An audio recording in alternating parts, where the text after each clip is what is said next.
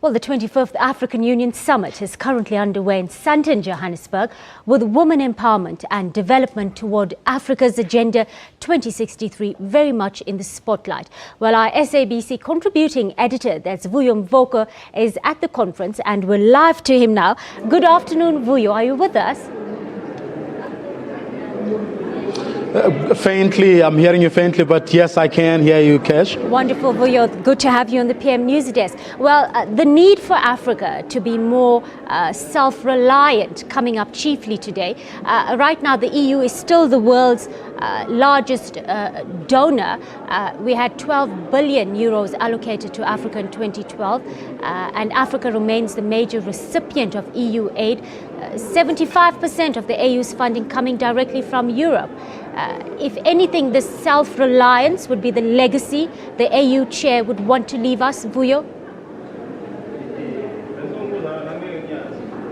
Yes, Kesh, I mean, certainly that is the gospel Dr. Nkosazana Dlamini Zuma is preaching at the moment. Everyone who is here is quite conversant with Agenda 2063.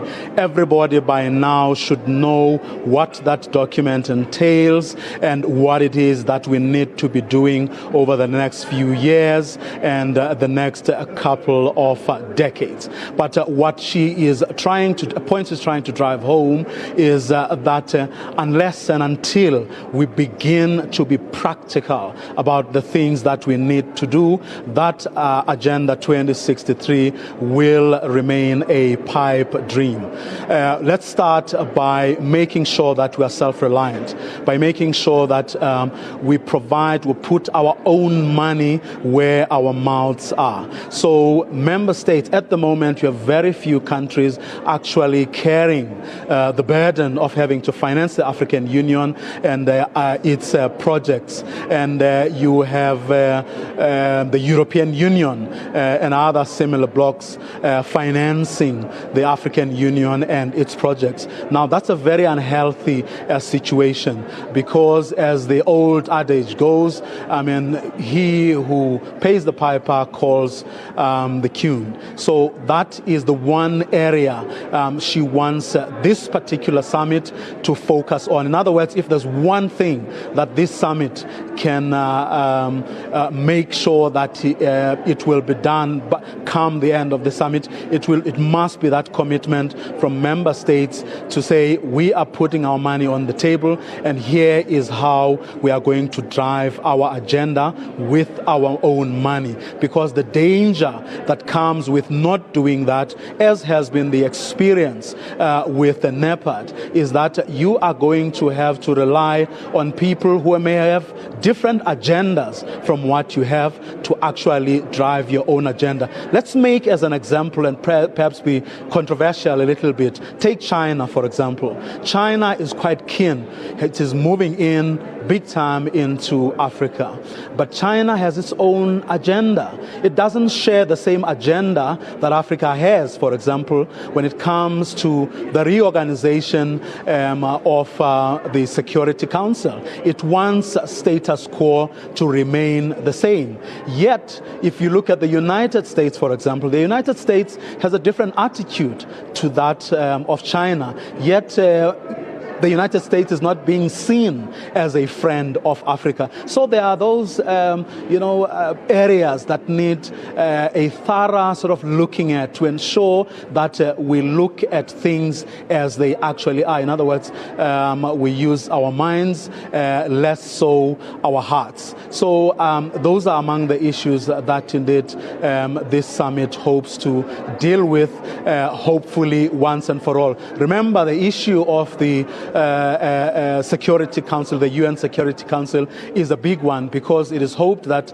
in the next couple of months, when the United Nations celebrates 70 years, they are going to look at that issue. And with that, if there's one big victory that has to come out of that, it is Africa being listened to insofar as the reforms that are needed insofar as the United Nations the Security Council well is concerned. Cash?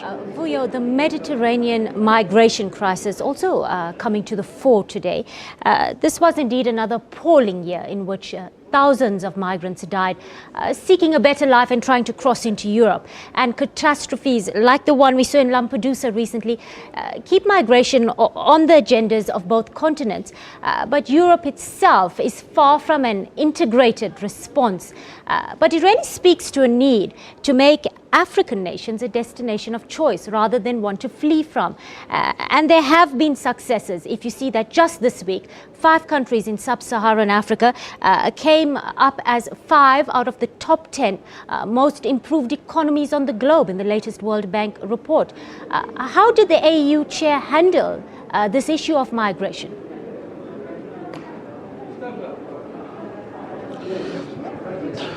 Well, on the issue of migration, if I heard you clearly, Kesh, one of the things, or the one point that she was really driving home was to say, if you look at the situation in the Mediterranean at the moment, those people have no option.